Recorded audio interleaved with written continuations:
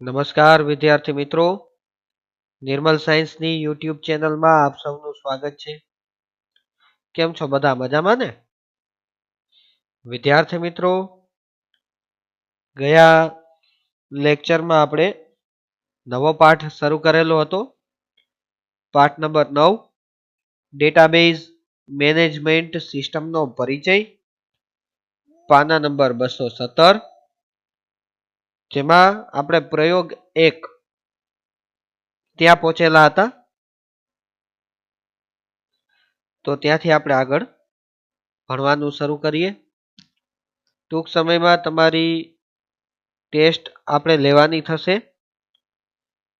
તો એ ટેસ્ટમાં તૈયારી કરવાની છે. MCQ વિકલ્પવાળી પરીક્ષા હશે, જેમાં કોર્સ તમને મેસેજ દ્વારા આપી દેવામાં આવશે. તો ચાલો વિદ્યાર્થી મિત્રો, અત્યારે આપણે પાઠ નંબર 9, ડેટાબેઝ મેનેજમેન્ટ સિસ્ટમનો પરિચય, ત્યાંથી આગળ ભણીએ.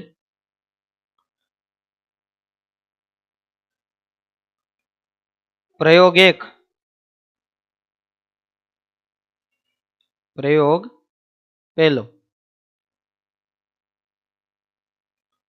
હેતુ છે વિનિયોગ માટે નમૂનાનો ડેટાબેઝ તૈયાર કરવો. આપણે એક નમૂનાનો ડેટાબેઝ તૈયાર કરવાનો છે, જેની મદદથી એક વખત આપણે નમૂનારૂપ ડેટાબેઝ બનાવીએ તો ખ્યાલ આવે કે આપણે આગળ કઈ રીતે ટેબલ બનાવવાના થશે. તો તેમાં કરવાનું છે, આપણે એક કાલ્પનિક મોડર્ન ઇલેક્ટ્રોનિક માટે એક નાના વિનિયોગની રચના કરશું. કઈ રીતે? આ કામ કરવા માટે આપણે એક સ્ટોર મેનેજમેન્ટ સિસ્ટમ તૈયાર કરવાની છે. મોડર્ન ઇલેક્ટ્રોનિક સ્ટોર નીચે મુજબ વ્યવસાય કરે છે, એ આપણા માટે જાણવું જરૂરી છે. તો જ એ પ્રકારનો આપણે વિનિયોગ બનાવી શકીએ. આ store mobiles, camera, handycams, laptops, notebooks, iPads, smartphones અને તેને સંબંધિત એક્સેસરીઝ જેવા ઉપકરણ વેચે છે. આ બધા જ જે ડિવાઇસ અહીંયા આપણને નામ દ્વારા દર્શાવવામાં આવેલા છે, તેનો બિઝનેસ કરે છે મોડર્ન ઇલેક્ટ્રોનિક્સ. આ ઉત્પાદનો વિવિધ સપ્લાયર્સ પાસેથી ખરીદે છે. સ્ટોરને ભૌતિક તેમજ ઓનલાઈન વેબ શોપ છે. સ્ટોર છે તે ભૌતિક એટલે કે વાસ્તવિક રીતે પણ ત્યાં લોકો ખરીદવા આવે છે, અને સાથે સાથે ઓનલાઈન ઓર્ડર પણ સ્વીકારે છે. સંભવિત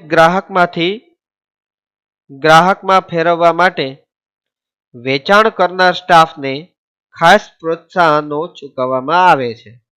એટલે કે જે સંભવિત ગ્રાહકો છે એને તમારે જો કાયમ ગ્રાહક બનાવી રાખવા હોય તો એના માટે જે ફેકલ્ટી, જે એમ્પ્લોય તમે રાખો છો, તેને ખાસ પ્રોત્સાહનો ચૂકવવામાં આવે છે આ સ્ટોરની અંદર. ઉપરના કાર્યો પાર પાડવા સૌ પ્રથમ આપણે એક ડેટાબેઝ તૈયાર કરવાનો છે. નીચે જણાવેલા પગલા ડેટાબેઝની ડિઝાઇનમાં આપણી મદદ કરશે. જેમાં પહેલું છે, સૌ પ્રથમ એ નક્કી કરવું પડે કે કયો ડેટા સંગ્રહિત કરવાનો છે. જો એ જ આપણે ન ખબર પડે કે કયો ડેટા આપણે સંગ્રહિત કરીને રાખવાનો છે, તો કયો ડેટા આવશે? દાખલા તરીકે માલ સામાન એટલે કે પ્રોડક્ટ ની ઇન્ફોર્મેશન છે એ પણ આપણે સેવ કરીને રાખવાની થશે. માલ મોકલનાર એટલે કે સપ્લાયરની ડિટેલ પણ આપણે સેવ કરીને રાખવાની રહેશે. કર્મચારીની ડિટેલ પણ આપણે સેવ કરીને રાખવાની રહેશે. ગ્રાહક એટલે કે કસ્ટમરની ડિટેલ પણ એક ખાસ છે. આ સૌથી અગત્યનું, ગ્રાહકની ડિટેલ એ પણ રાખવી જરૂરી. આ તમામ છે ને એ એન્ટિટીઝ એટલે કે આ તમામ આ પ્રકારના આપણે ટેબલ બનાવી શકીએ. પ્રોડક્ટનું table, supplier table, employee, customer અને આ બધા ટેબલ્સ આપણે બનાવવાના છે. નોંધ છે અહીંયા કે ભાઈ એન્ટિટી શું છે? તો કે એન્ટિટી કોઈ વ્યક્તિ, કોઈ વસ્તુ, જગ્યા અથવા ઓબ્જેક્ટ હોઈ શકે જેના વિશેનો ડેટા આપણે ડેટાબેઝમાં સંગ્રહ કરીએ તો એ એન્ટિટી બને. દરેક એન્ટિટી માટે અલગ અલગ ટેબલની ડિઝાઇન બનાવવી જોઈએ જેના નામ આપણે પ્રોડક્ટ, સપ્લાયર, એમ્પ્લોય તથા કસ્ટમર રાખીશું. સ્ટેપ 2, હવે દરેક એન્ટિટીમાં કયા એટ્રીબ્યુટ એટલે કે કયા કયા ફિલ્ડ આપણે રાખવા છે એ પણ એનો સંગ્રહ કરીશું. તે નક્કી કરવાનું છે કે ભાઈ કયા કયા ફિલ્ડને આપણે સેવ કરીને રાખવા છે. જેમ કે એટ્રીબ્યુટ એ એન્ટિટીની લાક્ષણિકતા છે. એટલે આપણે કોષ્ટક 1, 2, 3 અને 4 માં દર્શાવ્યા પ્રમાણે સપ્લાયર, એમ્પ્લોય, કસ્ટમર અને પ્રોડક્ટ ટેબલમાં માહિતીનો સંગ્રહ કરીશું. આવા 4 ટેબલ બનાવવાના થશે જેમાં આપણે ઇન્ફોર્મેશન સેવ કરવાની છે. એટલા માટે હવે આપણે આગળનું પેજ, નવું પેજ લઈ લઈએ.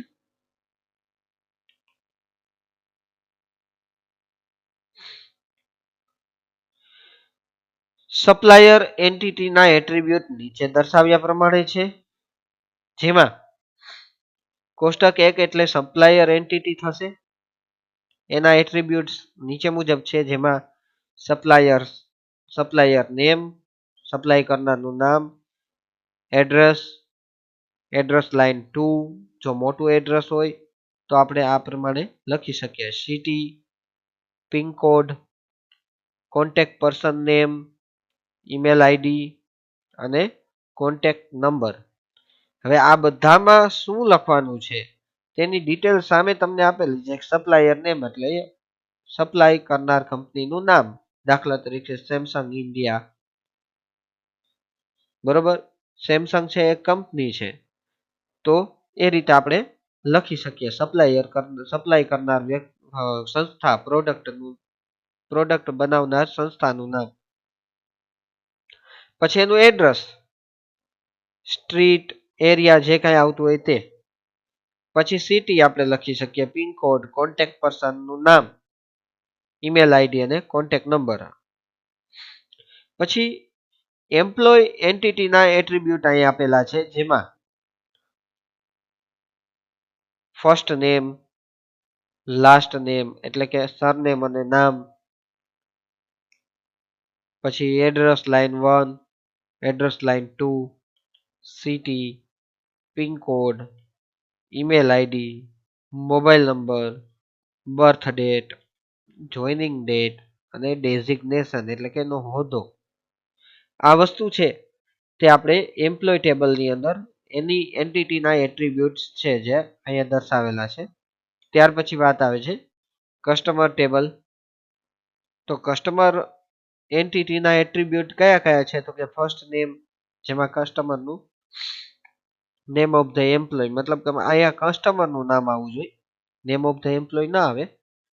પછી કસ્ટમરનું ફર્સ્ટ નેમ એટલે અટક અને નામ, address line 2, city, pincode, email ID, mobile number અને કાર્ડ હોલ્ડર એટલે કે આપણી દુકાનનું મેમ્બરશિપ કાર્ડ એની પાસે છે કે નહીં એની ડિટેલ અહીં આપણે લખી શકીએ. ત્યાર પછીનું પેજ આપણે લઈ લઈએ.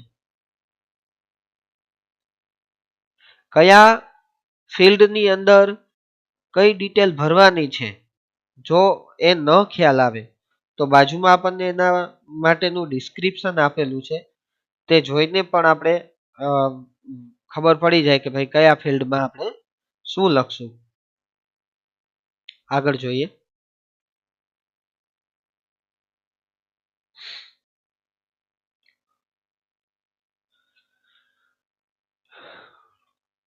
કોષ્ટક 4 પ્રોડક્ટ એન્ટિટીના એટ્રીબ્યુટ. તો અહીંયા શું આવશે? પ્રોડક્ટ કેટેગરી, એટલે કે category of product like iPad, mobile, smartphone et cetera. પછી મોડેલ નેમ આવશે, એટલે કે સેમસંગ ગેલેક્સી હોય અથવા આઈપેડ હોય તો એપલનું આઈપેડ હોય, જે કાંઈ હોય તે સ્માર્ટ ટીવી છે તો એ માઇક્રોમેક્સ, જે કાંઈ પણ કંપની હોય તેનું નામ આપણે અહીંયા લખી શકીએ, મોડેલ નેમ. સપ્લાયર નેમ, તો જે આપણને સપ્લાય કરે છે, અહીંયા આપણી પાસે પહોંચાડે છે તેનું નામ. રેકોર્ડ લેવલ, કે ભાઈ એને પરચેસ કઈ રીતે કર્યું છે, સ્ટોક કેટલો પડ્યો છે આપણી પાસે, આપણે એની પાસેથી કેટલું પરચેસ કર્યું છે એની ઇન્ફોર્મેશન. સેલિંગ પ્રાઇસ, એટલે વેચવાની પ્રાઇસ જે હોય તે. ક્વોન્ટિટી ઓન હેન્ડ, સ્ટોક કેટલો અવેલેબલ છે.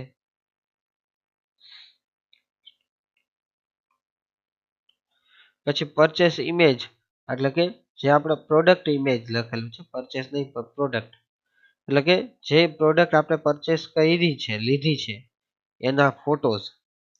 પછી કેમેરા પિક્સેલ, જે કાંઈ પણ હોય, માનો કે કોઈ મોબાઈલ છે તો મોબાઈલમાં કેટલા મેગાપિક્સેલ કેમેરા છે એની પણ ડિટેલ આપણે મોબાઈલનો મોડેલ નંબર નાખીએ એટલે તરત જ આપણને બતાવી દે. મોબાઈલનું પ્રોસેસર કેવું છે એની ડિટેલ બતાવી દે.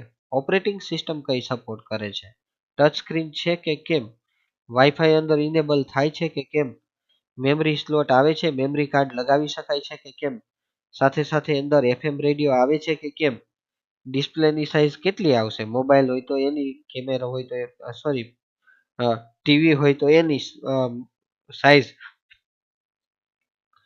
પછી એચડીડી કેપેસિટી છે કે કેમ, હાર્ડ ડિસ્ક કેપેસિટી ધરાવે છે કે કેમ, અને વેઇટ, એનું વજન. એટલું આ પ્રોડક્ટ એન્ટિટીના એટ્રીબ્યુટની અંદર આપણે લઈ શકીએ. પગલું 3, હવે તમે એ નક્કી કરો કે દરેક એટ્રીબ્યુટમાં કયા પ્રકારના ડેટા દાખલ કરવા માંગો છો.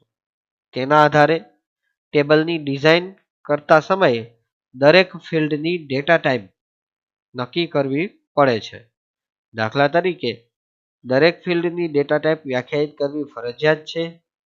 ડેટા ટાઈપ એ ફિલ્ડમાં ડેટા સંગ્રહ કરવાનું માળખું દર્શાવે છે અને ઉપર મુજબ તૈયાર કરેલ ટેબલમાં આકૃતિ 9.2, 3, 4 અને 5 માં દર્શાવ્યા મુજબના નમૂનાના રેકોર્ડ ઉમેરવાના થશે, જે આપણે પણ ઉમેરવાના છે.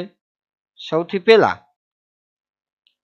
વિદ્યાર્થી મિત્રો, સૌથી પહેલા એક વસ્તુ તો એ રહી કે ભાઈ આપણે આ પ્રકારનું સપ્લાયર ટેબલ બનાવશું તો એ સપ્લાયર ટેબલની અંદર આપણે આ જે ડિટેલ અહીંયા બતાવે છે તે તમામ ડિટેલ્સ છે એ આપણે ટેબલની અંદર એડ કરવાની થશે. પણ તમારા બધાના મનમાં એક પ્રશ્ન અવશ્ય આવતો હશે કે સર આ ટેબલ બનાવશું કઈ રીતે? તમે તો કહો છો ટેબલ બનાવવાનું છે, પણ બનાવશું કઈ રીતે?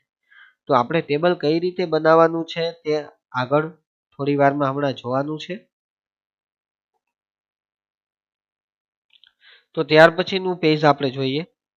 ત્યાર પછીના પેજમાં પણ આ મુજબ જ હશે. આકૃતિ 9.2 છે, આકૃતિ 9.3 લેશો તો એમાં પણ તમને જોવા મળશે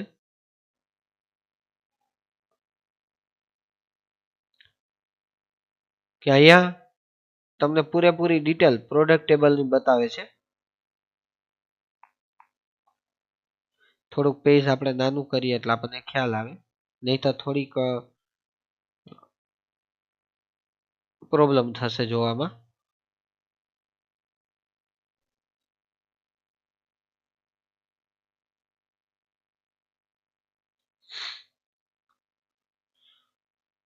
ત્યાર પછી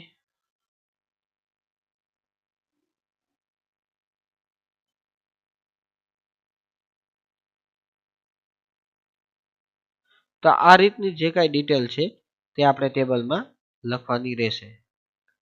તો આ પ્રકારની ડિટેલ આપણને જોવા મળી રહી છે. અહીંયા પ્રોડક્ટ ટેબલ છે જે આપણે બનાવવાનું છે, એની અંદર રેકોર્ડ આ રીતે આપણે એડ કરવાના છે. ત્યાર પછી જોઈએ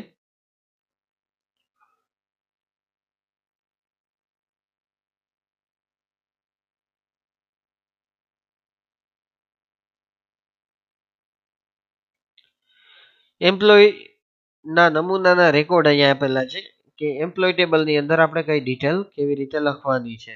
શક્ય હોય ત્યાં સુધી આ ડિટેલ જ આપણે લખશું, જેથી આગળ જ્યારે આપણે ભણવાનું થશે ત્યારે આ ટેબલનો ઉપયોગ થશે તો આપણને ઉપયોગ કરવામાં અને જે ટેબલની અંદર જે સૂચનાઓ આપીને શોધવાનું કીધેલું હશે તો કોઈ પણ ક્વેરી જ્યારે સર્ચ કરવાની થશે તો એ ક્વેરી કઈ રીતે સર્ચ કરવી તો આપણને મુશ્કેલી પડશે નહીં, કારણ કે ક્વેરીના નામ પણ સરખા હશે. તો આ ટેબલને અનુરૂપ આપણે આગળ વધશું. તો એટલે આ રીતે આપણે એમ્પ્લોય ટેબલ બનાવી અને એની અંદર રેકોર્ડ એડ કરવાના થશે. ત્યાર પછી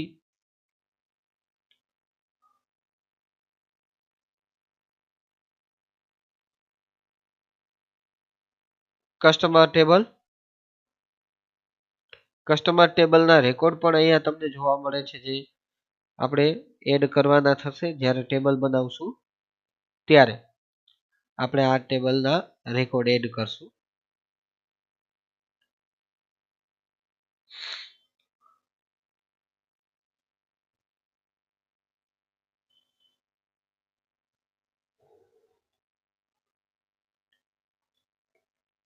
હવે વાત આવે છે કે એટ્રીબ્યુટના લોજિકલ અને ફિઝિકલ નામ કઈ રીતે આપણે રાખવા. કારણ કે અમુક વખત જો આપણને એના ફિલ્ડના નામ લખતા ન આવડે તો પણ મુશ્કેલી ઊભી થતી હોય. તો આપણે મુદ્દા નંબર 6 એટ્રીબ્યુટના લોજિકલ અને ફિઝિકલ નામ આપણે લખશું ત્યારે કઈ કઈ બાબતને ધ્યાનમાં રાખશું એ વાતની ચર્ચા આપણે આ મુદ્દાની અંદર કરવાની છે.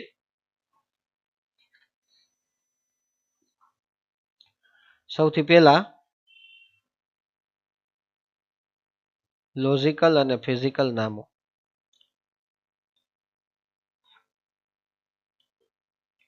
ફર્સ્ટ નેમ એ ફિલ્ડનું નામ છે જે વ્યક્તિના નામનો સંગ્રહ કરે છે.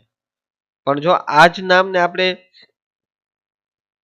આ ફિલ્ડનું નામ ફર્સ્ટ સ્પેસ કરીને નેમ અથવા ફર્સ્ટ નેમ સાથે અથવા ફર્સ્ટ અંડરસ્કોર નેમ કે પછી એફ નેમ લખીએ તો આ રીતે પણ આપણે રાખી શકીએ. બેઝ પ્રોગ્રામ એટલે કે જે આપણે ઓપન ઓફિસનો પ્રોગ્રામ જોવાનું છે તેનું નામ છે બેઝ. તો બેઝમાં ફિલ્ડને ફર્સ્ટ નેમ આપી શકાય પણ અન્ય ડેટાબેઝ એપ્લિકેશન તેનો અસ્વીકાર કરશે, કારણ કે ફર્સ્ટ સ્પેસ નેમ છે જે સ્વીકાર કરશે નહીં. તેને બદલે જો આપણે ફર્સ્ટ અંડરસ્કોર નામ રાખેલું હોય વાપરવામાં આ જ સૂચના આપવામાં આવે કે ભાઈ ફર્સ્ટ અંડરસ્કોર નામ, મતલબ એનો અર્થ એવો થાય કે તમારે ક્યાંય પણ સ્પેસ આપવાની થતી નથી. છેલ્લી બાકી અંડરસ્કોર છે અથવા જોઈન્ટ નામ લખી નાખો ફર્સ્ટ નેમ, અથવા કેમલ કેસમાં લખી નાખો ફર્સ્ટ નો એફ કેપિટલ નેમ નો એન કેપિટલ, પણ બંને ભેગા લખો તો પણ થાય. આ નિયંત્રણ કોઈ ચોક્કસ ડેટાબેઝ સોફ્ટવેરની ડિઝાઇન એ રીતે કરવામાં આવી છે તેને કારણે છે. ડેટા મોડેલના ડિઝાઇન સમયે જે નામ વપરાય તેને લોજિકલ નામ પણ કહે છે. દાખલા તરીકે ફર્સ્ટ નેમ છે તે લોજિકલ નામ છે.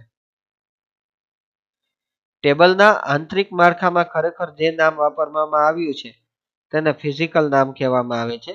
એટલે કે લોજિકલ નામ તરીકે આપણે આ ફર્સ્ટ નેમ જે રાખેલું છે એ બરોબર છે, પણ ફિઝિકલ નામ તરીકે તો આપણે ફર્સ્ટ નેમ કાં ભેગું જ રાખવું પડે કાં પછી ફર્સ્ટ અંડરસ્કોર નેમ કરવું પડે તો ચાલે. ફિઝિકલ નામ હંમેશા આપણે જે સોફ્ટવેર વાપરીએ છીએ તેની પ્રણાલિકા પ્રમાણે જ હોવું જોઈએ, કારણ કે ફિઝિકલ નામ પ્રણાલિકા મુજબ જ થશે. એ લોજિકલ નામની જેમ વચ્ચે સ્પેસ વાળું હાલશે નહીં. બેઝ સોફ્ટવેરમાં એટ્રીબ્યુટ ના નામ રાખવા નીચે જણાવેલા પ્રણાલિકા અનુસરવી જોઈએ, જેથી ડેટાબેઝ ડિઝાઇન અન્ય ડેટાબેઝ સોફ્ટવેરમાં પણ વાપરી શકાય. એટલે કે એક પ્રોગ્રામની અંદર બનાવેલો ડેટા બેઝ જે કાંઈ પણ આપણો ડેટા છે એ બીજા સોફ્ટવેરમાં પણ ચાલી શકે. અહીંયા જોઈએ પહેલું છે એમાં બધા એટ્રીબ્યુટના નામ અક્ષરથી શરૂ થતા હોવા જોઈએ એ ખાસ જોવાનું. અનુગામી અક્ષર માટે અક્ષરો, અંકો અથવા અંડરસ્કોર ચિહ્ન વાપરી શકાય કે જે વચ્ચે લગાડવા માટે આપણે ઉપયોગમાં લઈ છે. બે શબ્દો વચ્ચે ખાલી જગ્યાનો ઉપયોગ ન કરો, તેના બદલે અંડરસ્કોર ચિહ્ન મૂકી દો. અંડરસ્કોર સિવાય અન્ય કોઈ વિશિષ્ટ કેરેક્ટરનો ઉપયોગ ન કરો, જેમ કે @ છે, હેશ છે, એમ કોઈ ચાલશે નહીં. એટ્રીબ્યુટના નામ બને તેટલા ટૂંકા રાખવાના રહે. જેટલા ટૂંકા રાખશો એટલું યાદ રાખવાનું સહેલું પડશે. અહીં આપણે ડેટાબેઝ ડિઝાઇનમાં કેમલ બેક સંકેતોનો ઉપયોગ કરીશું. એટલે કે ફિલ્ડ નેમનો દરેક શબ્દ અક્ષરથી કેપિટલ અક્ષરથી શરૂ થતો હોય. હમણાં જ મેં ઉપર તમને વાત કરેલી હતી ફર્સ્ટ નેમ, તો જેમાં ફર્સ્ટ નો F કેપિટલ છે, નેમ નો N કેપિટલ છે, પણ બંને છે ભેગા, નોખા છે નહીં. આને કેમલ બેક કેસ કહેવાય, કે જે આપણે અહીંયા તમને ઉદાહરણ તરીકે જોવા મળે છે. આકૃતિ 9.6 અને 9.7 માં મોડર્ન ઇલેક્ટ્રોનિક સ્ટોર માટે ડેટાબેઝમાં વપરાયેલા ફિલ્ડના નામો દર્શાવવામાં આવ્યા છે. જેમાં સપ્લાયર માટે આપણે ફિલ્ડના નામ કઈ રીતે રાખવા એની અને ડેટા ટાઈપ કઈ રીતે રાખવો એ પણ આપણને આપેલું છે. સપ્લાયર નેમ અને આ જો તમે સપ્લાયર નેમ વિદ્યાર્થી મિત્રો અહીંયા તમે જોશો તો તમને ખ્યાલ આવી જશે કે આ જે સપ્લાયર નેમ લખેલું છે તે કેમલ બેક કેસમાં લખેલું છે, જેમાં S કેપિટલ છે, N કેપિટલ છે. તો ડેટા ટાઈપ એનો થશે text variable ignore case, variable character ignore case. બરોબર, મતલબ કે ઇગ્નોર કેસ એટલા માટે અહીંયા ડેટા ટાઈપ લીધો છે કે કેસ સેન્સિટિવ નથી. કારણ કે સપ્લાયરનું નામ છે એ તો અમુક લોકો કેપિટલ લખશે અને અમુક વખત સ્મોલમાં પણ લખશે. તો જો ઇગ્નોર કેસ ન હોય તો પછી ટેક્સ્ટ ને તમારે સ્પેસિફાઈ કરવા પડે કે ભાઈ કેપિટલ કે સ્મોલ. પણ અહીંયા ઇગ્નોર કેસનો અર્થ થશે કે એને કોઈ કેપિટલ લખે તોય ચલાવી લે અને સ્મોલ લખે તોય ચાલે. એડ્રેસ લાઇન 1 માં પણ એ જ રીતે છે, એડ્રેસ લાઇન 2 માં પણ એ જ રીતે છે, કારણ કે આ બધામાં માત્ર શાબ્દિક માહિતી આવે, કોઈ અંક આવે નહીં. સિટીમાં પણ એ જ મુજબ. હવે ટેક્સ્ટ પિનકોડની અંદર જે છે એ ફિક્સ કેરેક્ટર રાખેલા છે. મતલબ કે ફિક્સ એટલા માટે કે પિનકોડ 6 અક્ષરનો હોય. હવે તો તમે ફિક્સ રાખશો ને તો એની અંદર તમને સ્પેસિફાઈ કરવા દેશે કે આ જે ટેક્સ્ટ છે એ કેટલા કેરેક્ટર સુધી લખાવા જોઈએ. પછી કોન્ટેક્ટ પર્સનનું નામ પણ ઇગ્નોર કેસ વાળું જ આવશે, કારણ કે કેપિટલ સ્મોલ તમે લખી શકો છો એટલા માટે. પછી ઈમેલ આઈડી છે એ ટેક્સ્ટ વેરિયેબલ કેરેક્ટર જ રાખવાના રહીએ, જે સ્મોલ જ આવશે. અને કોન્ટેક્ટ નંબર જે છે એ ઇન્ટીજર રાખવાના રહેશે, કારણ કે ઇન્ટીજર એટલા માટે કે એમાં પણ તમને સ્પેસિફાઈડ કરવા દેશે, કારણ કે અહીંયા કોન્ટેક્ટ નંબરમાં કે અક્ષર નહીં આવે, શાબ્દિક માહિતી નહીં આવે, એટલે ઇન્ટીજર શબ્દ અંક જ ખાલી. એ જ રીતે એમ્પ્લોય ની અંદર પણ એના એમ્પ્લોયના નેમ, ફિલ્ડ નેમ અને ડેટા ટાઈપ કઈ રીતે રાખવા એ પણ છે. ફર્સ્ટ નેમ ઇગ્નોર કેસ વાળું જ આવશે, સામે ડેટા ટાઈપ આવશે text variable character ignore case એ જ આવશે. લાસ્ટ નેમમાં પણ એ મુજબ જ address line 1, address line 2, city, આ બધામાં એ જ રીતે આવશે. પિનકોડમાં પણ એ જ રીતે આવશે. પિનકોડમાં ફિક્સ કેરેક્ટર આવશે, એટલે આપણે એમાં સ્પેસિફાઈ કરવાનું રહેશે કે ભાઈ કેટલા અંક લખાવા જોઈએ.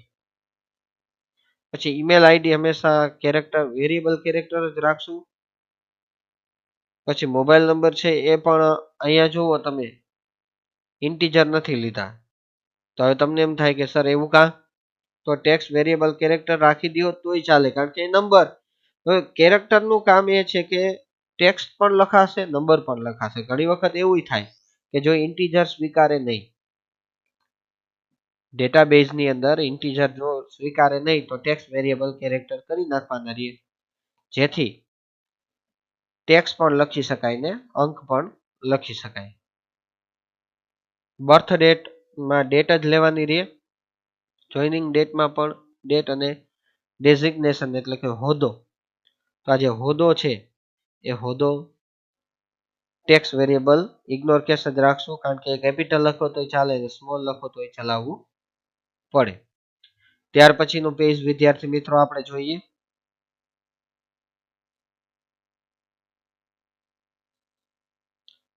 એ રીતે